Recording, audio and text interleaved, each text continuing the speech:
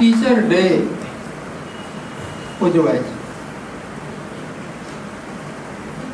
Teacher day અને ગુરુ પૂર્ણિમા બહુ તફાવત ધરાવે છે. અત્યારે સાહેબ જે સંવેદના વિશે બહુ સરસ બોલતા હતા.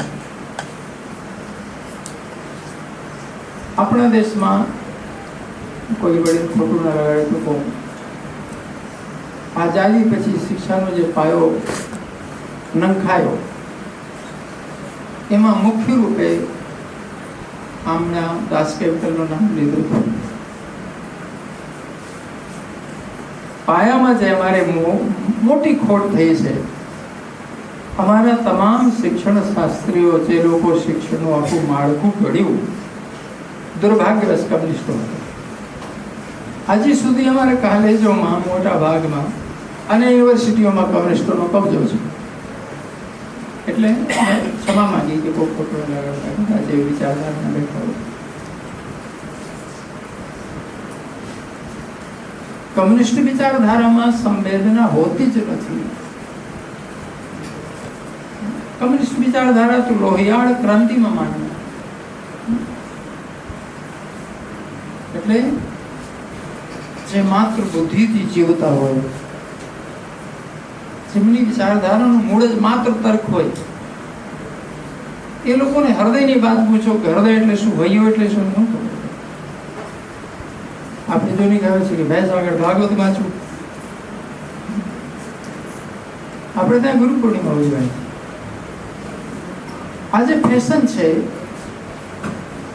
એક વાતાવરણમાં વ્યક્તિ પૂજા ના જોઈએ છે. અને કદાચ કોઈ એની માતાશ્રીને પગે લાગ્યા હોય તો પછાત ગણી જાય, કોઈના પિતાશ્રીનો ચરણ સ્પર્શ કર્યું હોય તો પછાતમાં ગણી જાય, કોઈનો ગુરુને પગે લાગ્યો હોય તો અંધશ્રદ્ધાળુ છે, વ્યક્તિ પૂજા. અને રાજકીય ક્ષેત્રે જો ભૂલે ચૂકે કોઈને પગે લાગ્યો તો ધરતીકંપ આવી જાય. હવે એક વિકૃતિ એ પાયામાં જે અમારા શિક્ષણમાં ભૂલો થઈ છે એના લીધે. હવે ગુરુ પૂર્ણિમાની વાત આવી તો હું પાયાની વાત કરું. વેદોએ 5 વખત ગુરુને પ્રણામ કર્યા. ઓમ ગુરુવે નમઃ, પરમ ગુરુભ્યો નમઃ, પરમેષ્ઠી ગુરુભ્યો નમઃ, પરાત્પર ગુરુભ્યો નમઃ અને સદગુરુ પરમાત્માને નમઃ. એક જ વાર નમસ્કાર કરે તો ચાલે, પણ 5 સ્ટેપમાં કરે છે. સૌથી પહેલી ગુરુ બતાવે છે અમારા વેદો, અમારી માતુશ્રી, અમારી મા ગુરુ છે. એટલે સૌથી પહેલા અમારા સૂત્રો કહે છે કે આ પથારીમાંથી ઉઠો તો સૌથી પહેલા કોને પગે લાગવાનું? માતૃદેવો હો, પિતૃદેવો હો, પછી આચાર્ય દેવો હો. આ જ ક્રમ છે ને.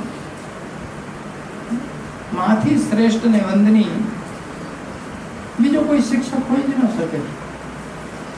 માં પાયો નાખે છે. પાયો જ ન ખાણો હોય તો ચણતર ક્યાં કરવું? એટલે સૌથી પહેલી વંદના માન છે.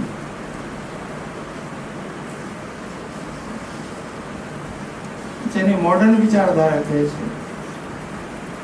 એ વિચારધારામાં આવેલા લોકોના મોઢેથી એવા તર્કો સાંભળવા મળે છે કે મા બાપને પૂછો કે તમે અમારા પાછળ કેટલું ખર્ચો કર્યો છે, લઈ લો, ટક ટક ન કરો.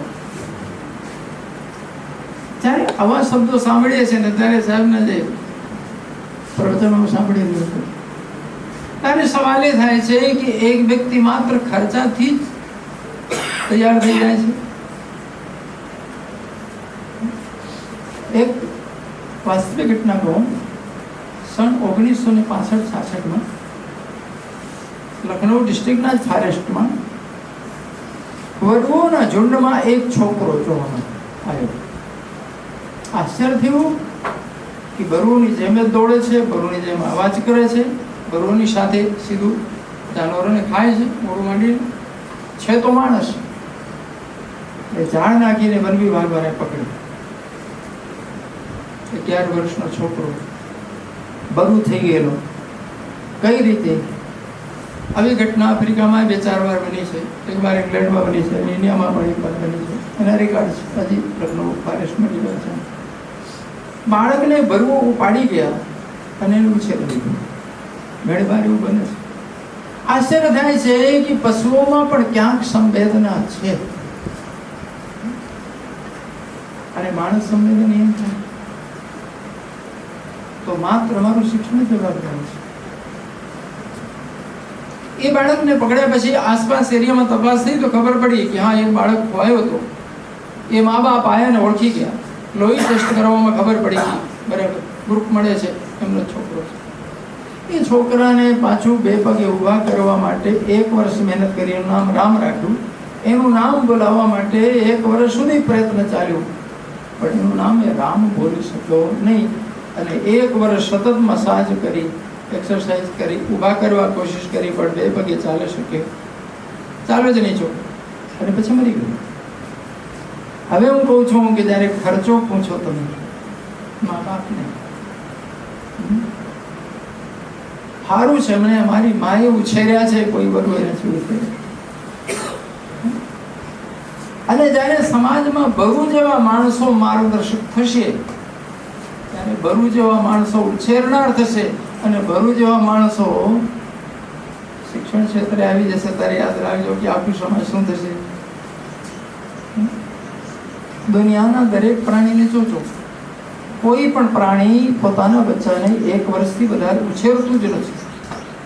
ઘણા પ્રાણીઓ તો ઉછેરતા જ નથી, આપોઆપ બચ્ચા ઉછરે છે. સિદ્ધર સ્વામીની વાત કરું, સાહેબને ખબર છે, શ્રીમદ ભાગવતની ટીકા જેમને લખી, બહુ વિદ્વાન હતા દેશમાં. પણ સરસ્વતી લક્ષ્મીજીને ક્યાંક બનતું નહીં હોય એવું લાગે. મોટા ભાગે બહુ વિદ્વાનો આર્થિક રીતે તકલીફમાં. અને અમારા બ્રાહ્મણોની તો એક મોટી તકલીફ, કોઈ પણ વાર્તા શરૂ થાય તો એક ગરીબ બ્રાહ્મણ હતો.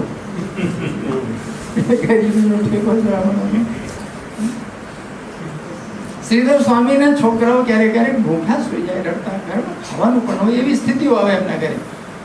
હવે એમનામાં ભક્તિ તો બહુ જ જબરદસ્ત.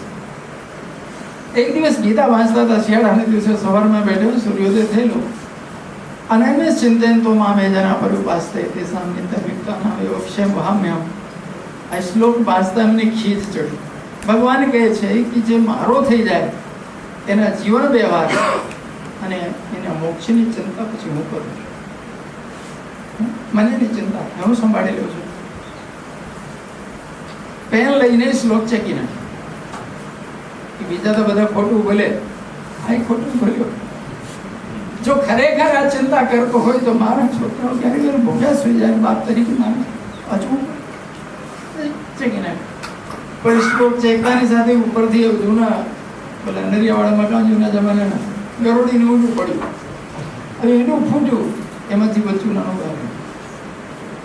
ચીકણા પાણીમાં ફસાયેલો એટલે ધીમે ધીમે પ્રયાસ કરે ચીકણા પાણીમાંથી બહાર. હવે સ્વામીજી બધું પાઠવાટ કરવાનું, ગીતા ભૂલી ગયા, ગરોડીને બચ્ચાને જોવા લાગે. એને થયું કે હવે એની મમ્મી ધવરામાં નથી આવવાની કે ખવડાવવા નથી, જો હું હવે ઉપરવાળો અને કેમ ઉછેરે છે. એ કહે છે હું બધાની ચિંતા કરું છું, ઉપરવાળા બધાને પૂરું કરે છે. જોતા ને આ થોડો તડકો લાગતા એ ટટાળ થયો, મોડું ખોરવા માંડ્યો. એટલી વારમાં 2-3 માખો આવીને ચીકણા પાણીમાં બેઠીને પાંખો ચોટી ગઈ, ઉડી ન શકી. આરામથી પહેલા 3 માખો ખાઈ ગયો. શ્રીધર સ્વામીએ માથે હાથ મૂક્યો કે ભૂલ મારી થઈ, તું બરાબર છે, હું જ ખોટો છું. તું ગમે ત્યાંથી વ્યવસ્થા તો કરે છે. કાચીડા કહો, ગરોડી કહો, ઘણા બધા ચીવડાઓ તમને આ કીડા બચ્ચાને જન્મ આપે, ઈંડા મૂકી દે, કોશીડા મૂકી દે, ઉછેરવા આવતા.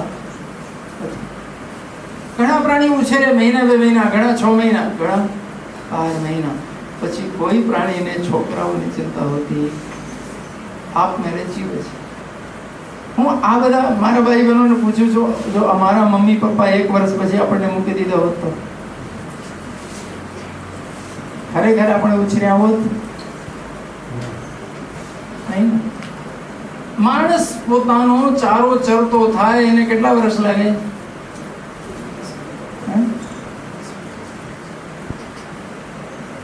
હું માનું છું કે 25-26 વર્ષે બાળકનો જન્મ થયો હોય, વ્યક્તિની ઉંમર થઈ હોય, ને બીજા 25 વર્ષ છોકરાને તૈયાર કરવામાં કાઢે